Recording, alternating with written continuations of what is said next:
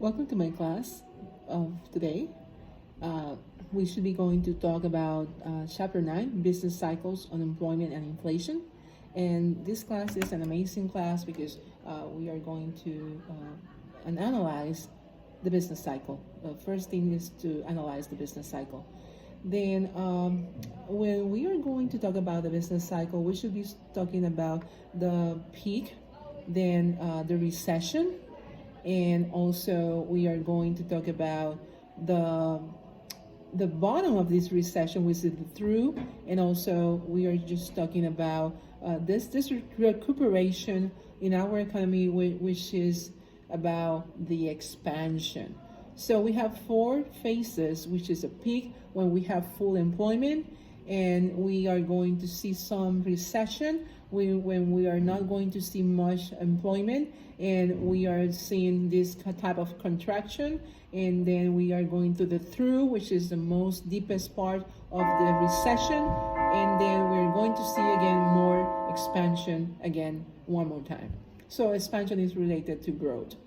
And we can see also on a chart this situation that is going to happen sometimes, and we can see the peak over the curved line in which we are showing what is exactly the business cycle, and then the recession, which is when we are not going to have much full employment, and the through, which is the bottom of this bad time or recession. And we are always moving and shifting to the right, and we can have more growth, and we are going to reach the peak one more time. Then we have different years. For example, the 50s, when the Korean War was happening, and the wars like shocks were affecting our economy development, and we got a decline in the real output of about negative 2.6% during the years of 1953, 1954, and 1957, 1958. We got more months of recession, and those months of recessions causes the decline in real output on about negative 3.7% of our real output.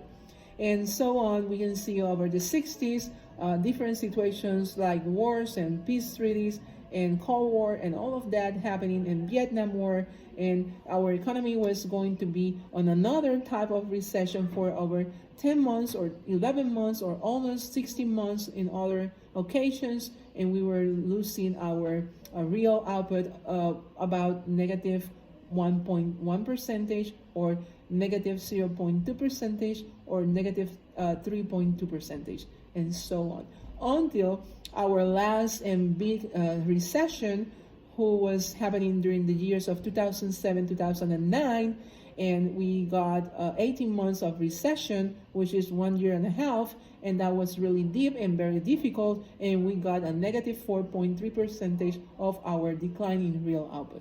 So we can see how difficult could be to have recessions for different shocks, wars, in different situations all around the world that are going to affect our means of production at some other point.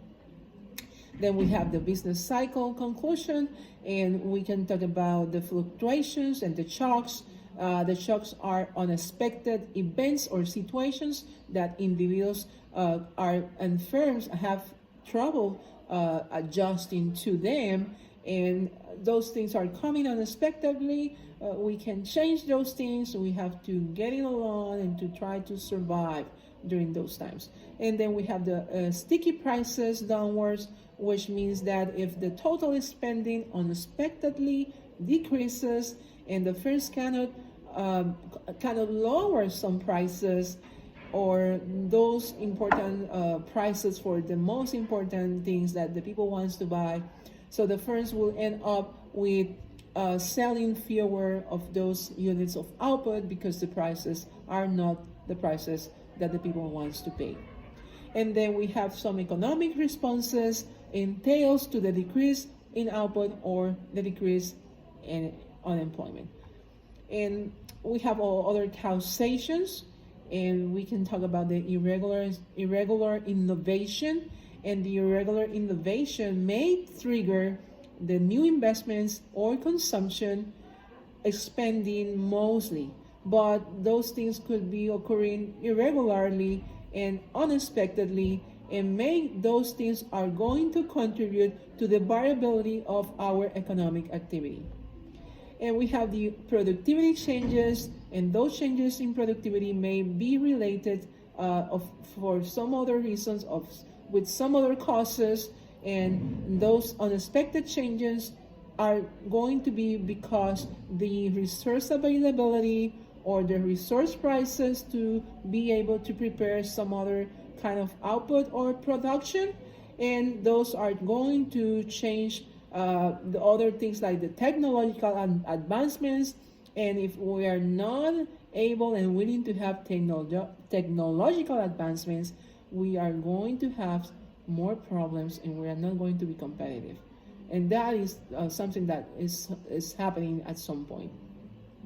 And we also can have the monetary factors, and those monetary factors has the monetary authorities printing money, like the Bureau of Engraving, that are wanting to print this money because they have other people saying, well, you guys have to print this money now, which is the Bank of the Federal Reserve, and they are going to implement those monetary policies, and they print a lot of money. The money is going through the business cycle, and we can have some inflationary booming, and we are going to see sometimes less money, the money that were expected for the people, and we are going to see some other problems. The output is going to decline, it's not enough money out, and we can see some recession. So we can see different things happening. And we have the political events going through the economic adjustments, and we can see those economic adjustments through the political events happening.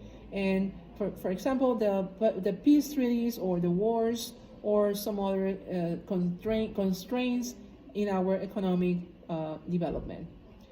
And we have the financial instability also happening, and we have the rapid asset prices increases or decreases when we see a lot of people buying houses.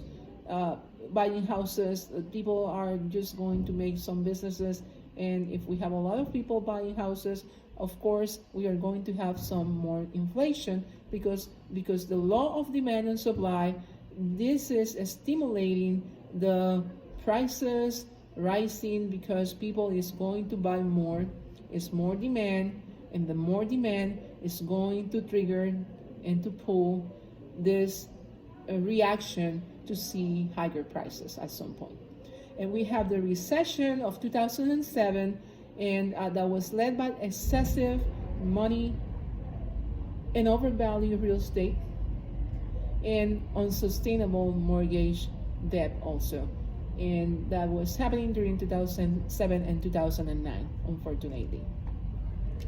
And we can talk about the cyclical impacts on capital goods, and our durable goods should be affected most, and those are the capital goods, and those are the machinery and equipment to prepare some other type of output and other consumer durables like fridge and stoves and other things like that. And we have the other category, which is the non-durable consumer goods affected less, and those are the services and also the food and clothing. And the last point, we are going to talk a little bit more about the unemployment. So the Bureau of Labor and Statistics, the BLS, is the agency with the Department of Labor, and they are working to take information about how many people is living in our nation or our population. For example, if we are going to have 321.4 million of people in our nation, and we have other categories like under 60 years old and on institutionalized people on jails and other facility taking some health care. And we have other categories like the not in labor people which is 94.1 million of people, and the under 16 and institutionalized is around 69.5 million of people, and the employed people is about 149.9 million of people. And the last, at the bottom of this information, we have the unemployed considered for about 7.9 million of people. So we have between the unemployed and the employed, the labor force is about 157.8 million of people, and the formula works like that. Unemployment rate equals number of people unemployed divided by the labor force, then multiply by 100 to get the percentage of unemployment rate. Then if we use 7.900 million and divided by 157.8 million equals a number multiplied by 100 equals 5% of unemployment rate. And this is one of the most important variables to consider when we are going to understand what are the things that are going on in our economy at some point. Well, friends, thank you for watching this class, and I would like to say that we are going to have another class in a few more days, so we can talk again about this in a few more days. Thank you for watching and have a great day.